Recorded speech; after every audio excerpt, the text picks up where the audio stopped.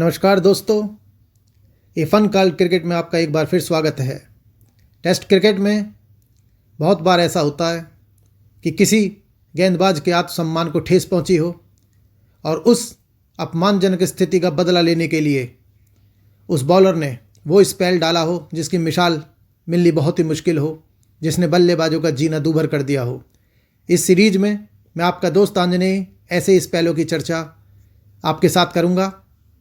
1984 में क्लाइव लाइड की अजेय समझे जाने वाली टीम ने ऑस्ट्रेलिया का दौरा किया। पहला टेस्ट पर्थ में खेला गया था।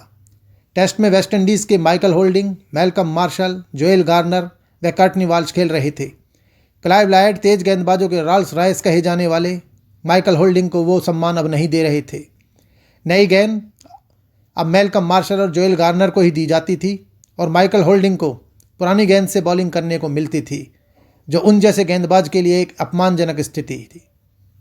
पहली पारी में वेस्टइंडीज़ ने 416 रन बनाए, जिसमें विकेट कीपर जेफ डुजॉन ने 139 रन बनाए थे। लेकिन वेस्टइंडीज़ की पारी में ऑस्ट्रेलिया के तेज गेंदबाज Rodney Hogg, Geoff Lawson, Carl Rackemann और टेरी एल्डरमैन ने काफ़ी बाउंसर फेंके थे और ऐसी ही एक गेंद जेफ डुजॉन के सर पर लगी थी और वे रिटायर्ड होकर पवेलियन लौटे। माइकल होल्डिंग इन बातों से वे अपने साथ हो रहे दोयम दर्जे के व्यवहार से काफ़ी क्रोधित थे और ऑस्ट्रेलिया ने जब अपनी पारी खेली तो माइकल होल्डिंग ने अपना सारा गुस्सा उस स्पेल में डाल दिया। उस दिन आर्मिस्टाइज डे यानी कि युद्ध विराम दिन था, जब सेकेंड वर्ल्ड वार खत्म हुआ था और ऑस्ट्रेलिया का फ्लैग आधा झुका हुआ था। होल्डिंग ने तेज गेंदबाजी का वो नमूना पेश किया दोस्तों, जिसकी मिसाल बहुत मुश्किल है। शुरुआत में उन्होंने बहुत कम रनअप से बॉलिंग की, क्योंकि उस वक्त तक वे अपना प्रसिद्ध रनअप काफ़ी छोटा कर चुके थे।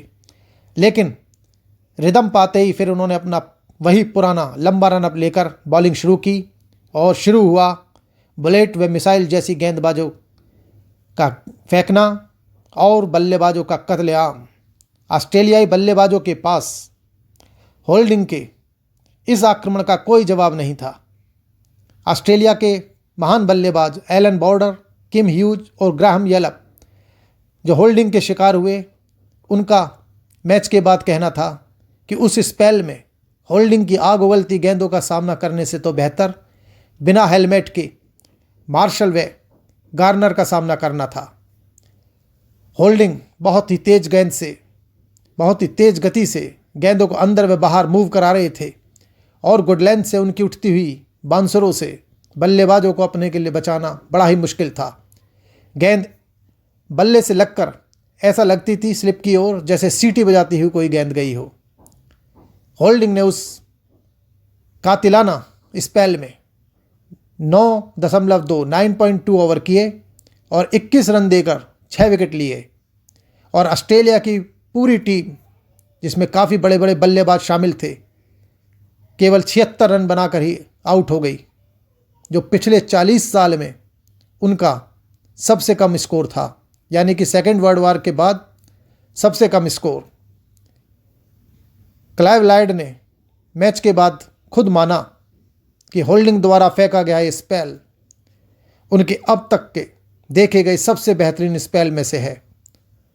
हालांकि उस टेस्ट मैच में मैल्कम मार्शल, जोएल गार्नर और कर्टनी वाल्श ने भी खूब अच्छी गेंदबाजी करी, परंतु यह होल्डिंग का स्पेल था कि जो ऑस्ट्रेलियाई बल्लेबाजों को डहाने में साबित हुआ।